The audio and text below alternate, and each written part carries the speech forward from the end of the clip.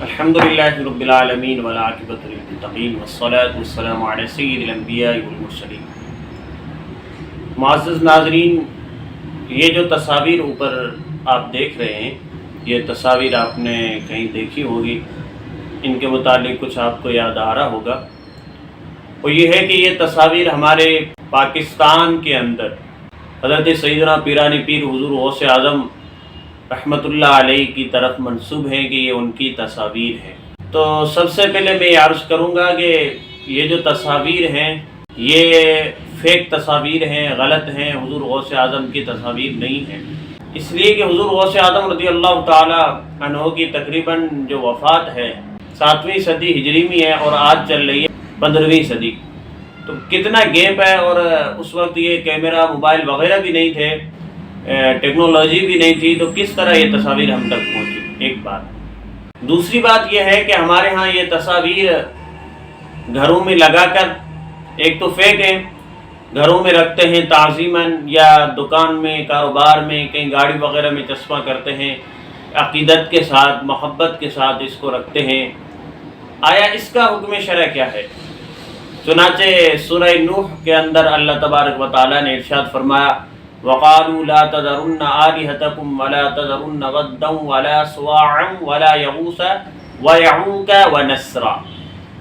آیت نمبر 23، کہ ان لوگوں نے کہا کہ اپنے خداؤں کو، اپنے معبودوں کو ہرگز ہرگز مت چھوڑو، اور ود، سوا، یغوث، یعوق اور نسرا کو بھی ہرگز ہرگز مت چھوڑو۔ تو اس آیہ کریمہ میں 5 نام ذکر ہوئے، ود، سوا، یغوث، یعوق اور نصر۔ اس کے متعلق اس کی تفسیر میں مفسرین کرام لکھتے ہیں کہ یہ جو 4-5 نام ہیں سیدنا آدم علیہ السلام کی اولاد میں سے تھے، اور یہ اپنے زمانے میں بہت نیک لوگ تھے، اچھے لوگ تھے، صالح تھے، پرہیزگار تھے، اور صحیح بخاری میں بھی منقول ہے، سیدنا امام بخاری علیہ رحمہ اس روایت کو نقل کرتے ہیں کہ یہ نیک سارے لوگ تھے۔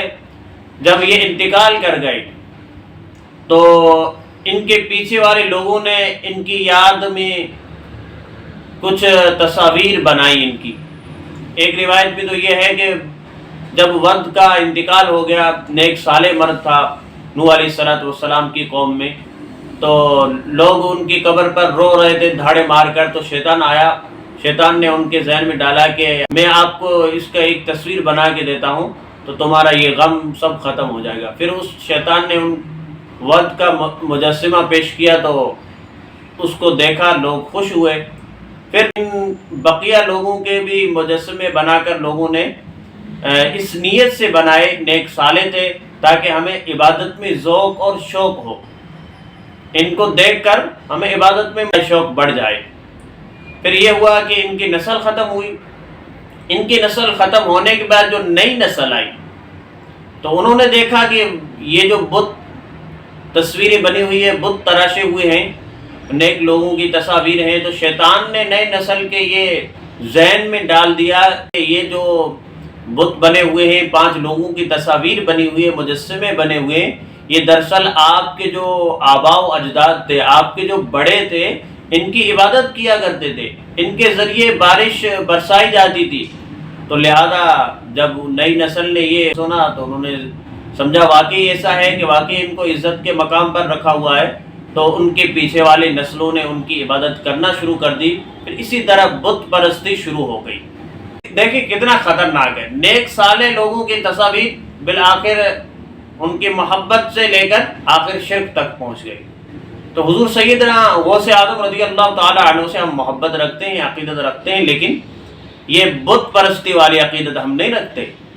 یہ تصاویر آپ کی فیک بنائی گئی ہے، اور علماء نے لکھا کہ تصاویر کی تعظیم کرنا، امام اہل سنت امام احمد رضا خان علیہ رحمہ نے لکھا کہ تصاویر کی تعظیم شرک کا کھلا پھاٹک ہے۔ ہمارے ہاں یہی ہوتا ہے کہ اپنے بزرگوں کی تصاویر لٹکاتے ہیں، پیر و مرشد کی تصویر لٹکی ہوتی ہے، گھر میں تعظیم سے رکھی ہوتی ہے، پھولوں کا ہاتھ ڈال رہے ہیں، صبح جا رہے ہیں تو سلام کر رہے ہیں، عقیدت سے اور شام کو آ رہے ہیں گھر میں بھی سلام کر رہے ہیں ہاتھ باندھ کر، تو یہ تعظیمی تو ہے۔ کفار کیا کرتے تھے؟ تو یہ شرک کا دروازہ کھلے گا اس سے۔ تو لہذا موحد اور سنی مسلمانوں کو چاہیے کہ اس طرح کی تصاویر بنا کر ان کو تعظیم کے ساتھ رکھنا یہ شرعاً منع ہے، اور بہت خطرناک آپ کے لیے ہو سکتا ہے، کہیں آپ کی نسل آ کے ان کی عبادت شروع نہ کر دے۔ دوسری بات یہ ہے کہ جس گھر کے اندر تصاویر ہوں جاندار کی، اس گھر کے اندر فقہا نے لکھا ہے کہ نماز مکروہ تحریمی ہے۔ اگر وہ تصویر اوپر چھت پر ہے یا لٹکی ہوئی ہے یا بالکل سامنے کعبے کی دیوار میں ہے یا دائیں بائیں ہے یا سجدے کی حالت میں ہے، تو ان تمام صورتوں میں فقہا نے لکھا کہ نماز مکروہ تحریمی ہے۔ ہاں اگر پیچھے ہے پھر بھی مکروہ ہے، لیکن اس میں کراہت کم ہے۔ تو گھر کے اندر تصاویر رکھنا ہی جائز نہیں ہے، وہ اپنی ہو یا پیر و مرشد کی ہو یا کسی اور سیاسی شخصیت کی ہو، گھر کے اندر تصاویر رکھنا ایک تو یہ ہے کہ نماز آپ کی نہیں ہو رہی، مکروہ تحریمی ہو رہی ہے، یعنی جس کو دوبارہ پڑھنا دہرانا واجب اور لازم ہے۔ دوسری بات یہ ہے کہ صحیحین کے حدیث مبارکہ ہے کہ نبی کریم صلی اللہ علیہ وسلم نے ارشاد فرمایا کہ جس گھر کے اندر 3 چیزیں ہوں گی، رحمت کے برکت کے فرشتے داخل نہیں ہوں گے اس گھر کے اندر۔ سب سے پہلی چیز، جس گھر کے اندر کتا ہوگا اس گھر کے اندر رحمت کے فرشتے نہیں آئیں گے۔ دوسری چیز، جس گھر کے اندر تصاویر ہوں گی جاندار کی، اس گھر کے اندر رحمت کے فرشتے برکت کے فرشتے نہیں آئیں گے۔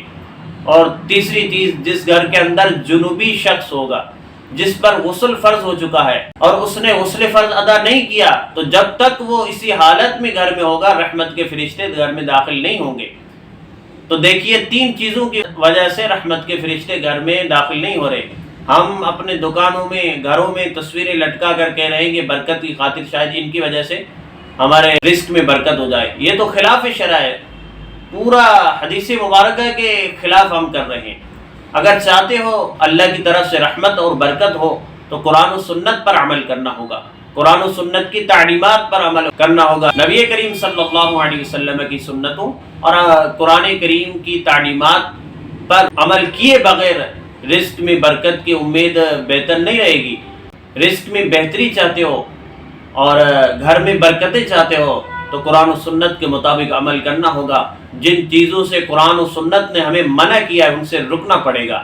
مثلا ان تصاویر کو، چاہے وہ اپنی تصاویر ہو یا کسی آپ کے پیارے کی تصاویر ہو، چاہے وہ سیاستدان ہو، پیر و مرشد ہو یا اور کوئی شخصیت ہو، گھر کے اندر تصاویر جو لٹکی ہوئی ہے گھر کو ان سے صاف کرنا ہوگا، کیونکہ میرے نبی کریم صلی اللہ علیہ وسلم نے ارشاد فرمایا جس گھر کے اندر تصاویر ہوں گی اس گھر کے اندر رحمت کے فرشتے داخل نہیں ہوں گے۔ اب آپ کی مرضی ہے، رحمت کے فرشتوں کو آنے دیں یا گھر میں تصاویر رکھیں۔ ایک ہی چیز ہو سکتی ہے، یا گھر میں تصاویر ہوں گی یا آپ کے گھر میں رحمت کے فرشتے آئیں گے۔ تو اللہ تبارک و تعالی ہم سب کو قرآن و سنت کے مطابق اپنی زندگی گزارنے کی توفیق کاملت مرحمت فرمائے۔ آمین بجاہ النبی سید المرسلین۔